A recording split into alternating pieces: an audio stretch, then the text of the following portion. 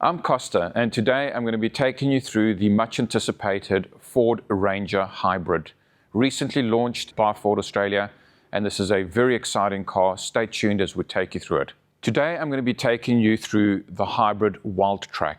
Hybrid Ranger also comes in an XLT, a Sport, a Wildtrak, and a Stormtrak. Stormtrak is limited edition. A lot of careful thought has gone into the design and the specifications of the Hybrid Ranger. Ford, when they designed it, said that the most important thing that it has to be, first and foremost, is a Ranger. Why is that important? Ranger owners are going to want the Hybrid Ranger to be able to do everything a normal Ranger can do, plus more. And this is how it's going to do it. Put simply, Hybrid Ranger is equipped with an additional battery and an electric motor that come together to give the vehicle way more capabilities than just a standard Ranger, without losing any of the things you've come to rely on from your normal Ranger. 3.5-ton towing. All its off-roading capabilities are still 100% intact. The Wildtrak has a payload of 795 kilograms. In addition, Hybrid Ranger gets Pro Power on board, which becomes its own self-sustained generator and your best friend at work or while camping. The important thing to understand about Hybrid Ranger is that it is a hybrid. It is not an electric vehicle. Its electric range is published at just over 40 kilometers, but that's almost irrelevant. What's important here is that the car uses the electric motor and the battery to complement the 2.3-litre EcoBoost turbocharged petrol engine. The combination of the petrol and electric motors gives you a fuel economy of just 2.9 litres per 100 kilometers, making this the most economical Ranger that Ford's ever made.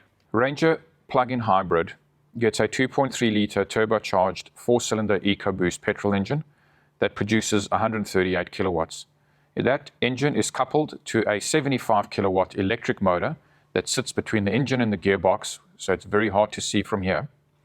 And once you combine those two, you get a total system power of 207 kilowatts and 697 newton meters of torque. The usable battery on the hybrid is an 11.8 kilowatt battery, which can be charged from a normal wall socket in your house in just under 6 hours. The transmission is a 10-speed automatic modular hybrid transmission, meaning that you still got the traditional 10-speed gearbox that you find in your normal Rangers, but that gearbox is meshed with an electric motor. One of the most unique and noteworthy features of Hybrid Ranger is Pro Power on board, standard across the lineup seen here on the screen. The system outputs 6.9 kilowatts.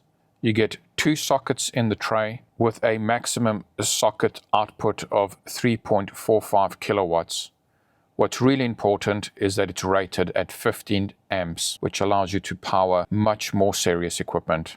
There is also one cabin socket, and there is also a screen that allows you to understand what Pro Power on board is doing, what power is being drawn, and if you want to turn your car into a generator, you simply put it into generator mode, which then fires up the engine and gives the battery extra energy to power your tools or your caravan site. In the back, Pro Power on board is fitted with 2 power outlets, which are both rated at 15 amps.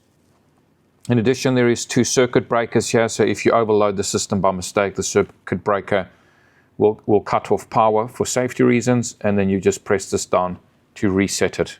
In addition to Pro Power on board, Wildtrak gets all the features you'd expect in a Wildtrak Ranger. It's got these rails with the movable tie-down points. It's got a roller shutter, and it's got the sports bar sailplane. Moving to the front, you get matrix LED headlamps with auto leveling and dynamic bending. In addition, the car is fitted with auto high beam. A unique Wildtrak front grille design, 360-degree view camera mounted just underneath the front logo.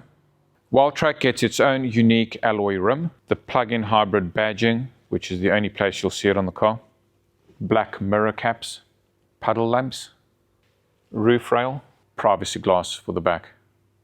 When it comes to charging, you have an AC charging option only, so the hybrid plug-in can't take DC charge. The AC charger has this unique look. There are 2 ways to use AC to charge the hybrid. The one is to use a fast charging 7.5 kilowatt charger like this that could charge this car up in less than 2 hours. Or you can use the supplied charger that comes with the vehicle that simply plugs in on this side into the car and that side into a wall socket at home. This charger is good for overnight charging, and within about 6 hours plugged in at home should fully charge your Ranger overnight. My favorite part about this is that you don't have to install any kind of electrical infrastructure at home to charge your Ranger. You simply buy it, you take your charger and plug it into the wall like you would a cell phone.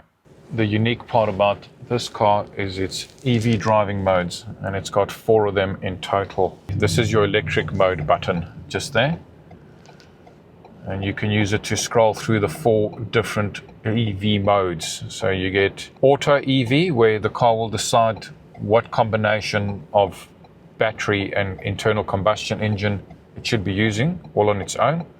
You have EV now, which is the closest thing you can get to a full electric mode, although even in this mode, under certain conditions, if it feels it needs more power, it will engage the internal combustion engine.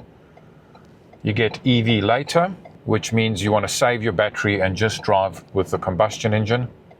And you get EV charge, which will actually switch on the petrol engine and start charging the battery for you.